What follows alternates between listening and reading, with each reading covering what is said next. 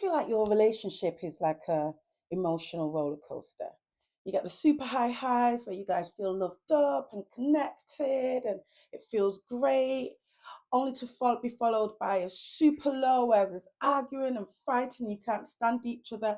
And in between that, you get moments of peace, only for that peace to be interrupted again by the cycle starting all over again. If you recognize that to be true of your relationship, then you may be in what I call a roller coaster relationship. Literally, think of a roller coaster going high and low and little points in between where there's some peace and calm, only for you to be shot up again and dropped with a low low.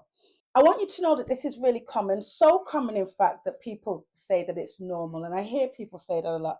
Oh, that's normal to have all this conflict and then feel good and then have peace.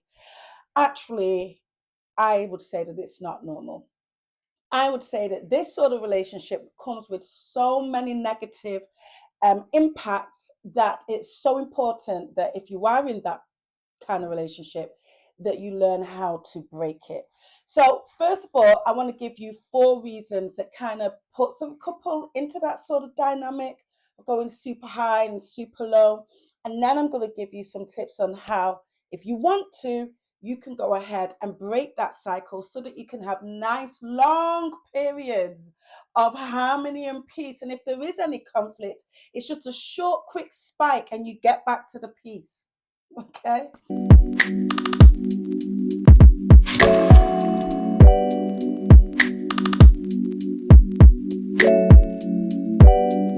So the first reason that couples can end up in a roller coaster relationship is from childhood conditioning.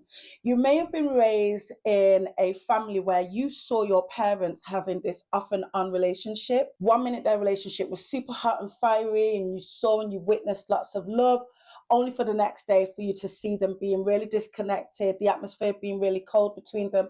Maybe they were expressing meanness towards each other and anger towards each other. And so you really subconsciously picked up on this pattern. And that pattern represented love, it represented relationships. Maybe even that pattern was towards yourself. Maybe you had a parent that was very hot and cold with you, or only expressed love on the back of a condition. So if you behaved well or you did well in school, then you would get lots of love. And outside of that, they were quite withdrawn. Again, it's this up, down, in, out dynamic that you can very easily become accustomed to and used to. And what individuals within a couple who have been raised in that kind of family dynamic tend to do is they bring that into their relationship and they almost feel uncomfortable when the relationship is very steady, peaceful, and harmonious, because that doesn't represent a relationship to them. It's not what they've seen, it's not what they're used to. So, almost on a subconscious level, they will be looking to pull their partner in and out of this roller coaster, of this dance of hot, cold, up, down. And that is actually going to feel very stabilizing for them. The second thing that can cause couples to be in a roller coaster relationship is unhealed emotional wounds and trauma bonds. So when a couple gets together because of negativity, so things that they've been through together, they've gone through a really tough time together, they've experienced a storm together, or they've really helped each other out in a really dark time, that creates this bond that is developed based on emotions, but based on negative emotions. And actually, it's in that place of negative emotions that they feel the sense of love and togetherness. And also, they may have these unhealed wounds from the past that they've got into a pattern of when these emotions come up, all these unhealed wounds come up, they garner attention. They take us to this super high of love. I get all this attention and love. We have these big dramatic emotional fights and it feels so energetic and so high and it pulls us out of the low. And that pattern can actually become addictive for a couple. And they go through this thing of being hitting really low lows and then getting some form of euphoric high.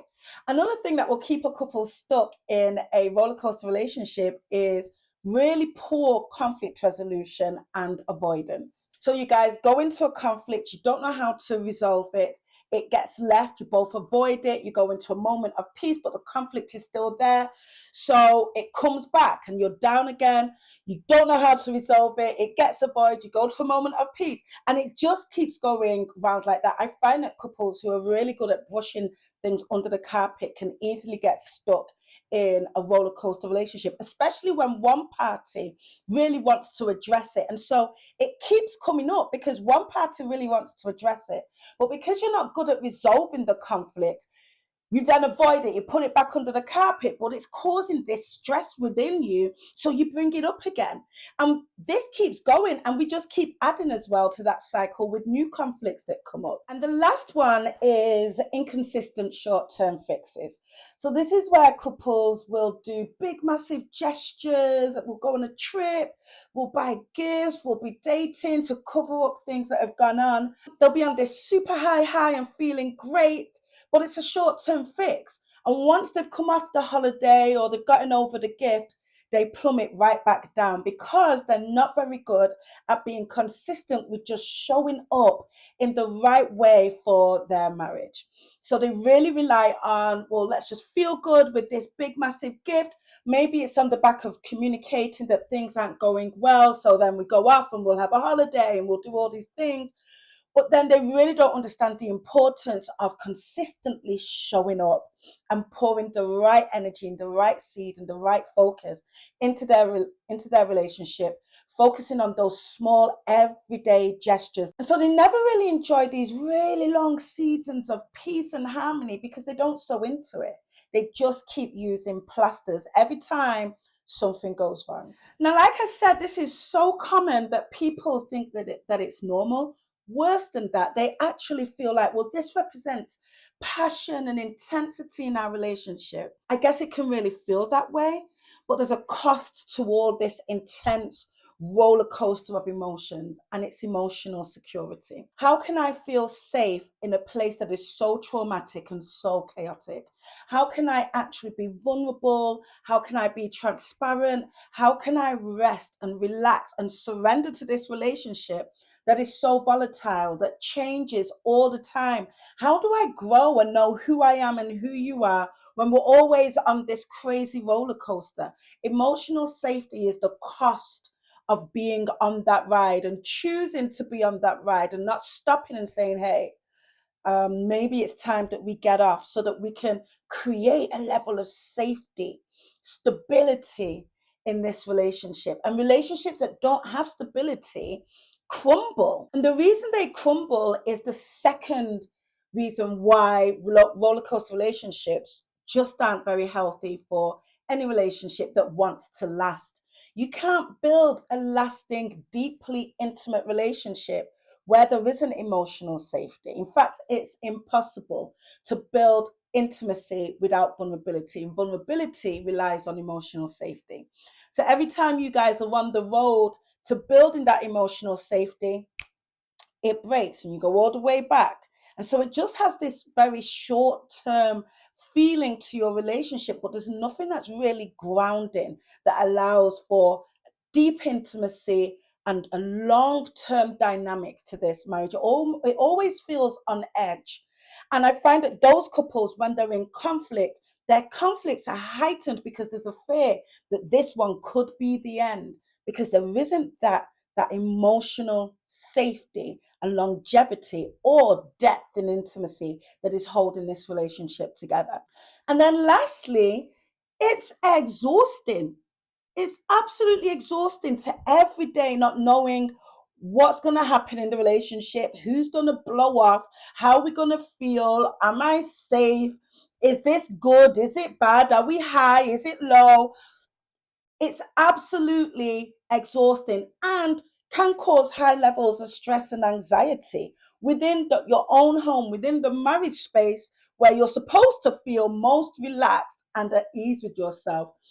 It's actually now representing the place that you feel heightened levels of stress and anxiety, don't know who you are, don't know whether you're coming or going, and the relationship just feels like it could fall apart at any moment. Absolutely exhausting, emotionally, spiritually, mentally, and physically. It's really not good for your health. And so If that just sounds awful to you and you recognize your relationship within that and you want to break the cycle, I want to give you 4 ways that you can go away and implement now and get yourself off that roller coaster ride real quick.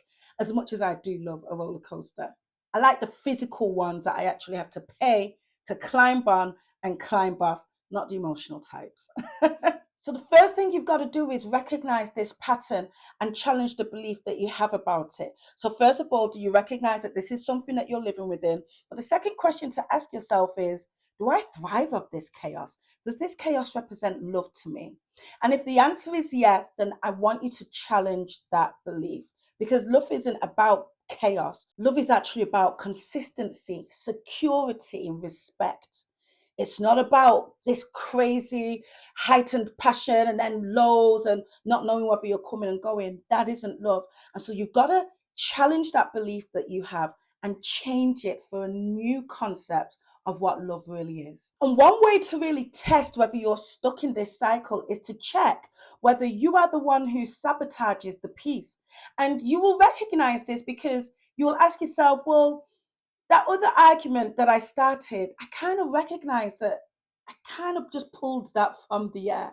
I recognize that every time we have peace, I somehow find a way to bring some drama. I recognize that about myself. So you have to own your own SHIT. You got to own it and then understand the belief behind it and change it. Number 2, you've got to get better at conflict resolution. How can we learn to improve the way that we have conflict, how quickly we resolve the conflict, and how quickly we heal and recover from the conflict? We've got to break this pattern of just avoiding it, shoving things under the carpet, only for them to just keep being resurfaced. How can we build a habit of addressing these conflicts head on in a safe, respectful way? And if you need help with that, I would suggest that you book a consultation call with me and let's begin the journey of you guys building a radically transformed marriage where conflict doesn't mean that you guys are in this never ever land. You don't know whether you're coming or going. It becomes very, very fearful. It raises anxiety for you.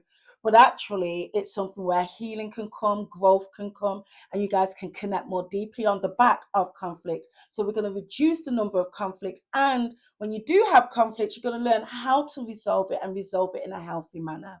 Third thing, let's stop the big massive plasters every time something goes wrong. Let's stop only making an effort on the back of a big argument or a big blow up, and let's start practicing consistent effort. And actually, the consistent effort is easy because it's usually just the small things that we neglect and we put to the wayside, only to then having to do big, massive gestures.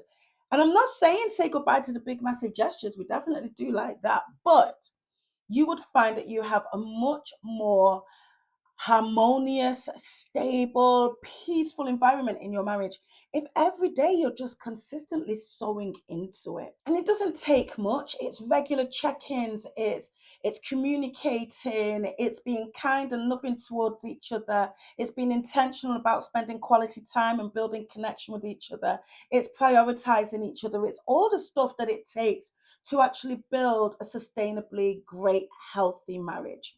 You just do that every day.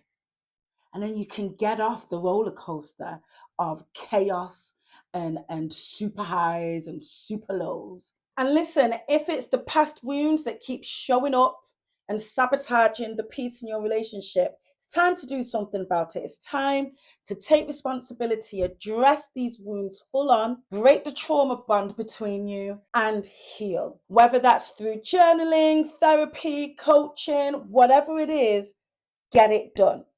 Again, so that you can get off this roller coaster, break the trauma bond, and start to enjoy a thriving, happy, harmonious, long lasting marriage. Listen, love shouldn't feel chaotic. It shouldn't feel crazy. It shouldn't feel super intense and then leave you hanging on by your fingernails. It shouldn't feel that way. And if you're stuck in that cycle, I really encourage you to do something about it, because you've got to ask yourself, how long can I live like this? How long? How long can I have all this anxiety and stress, all this uncertainty?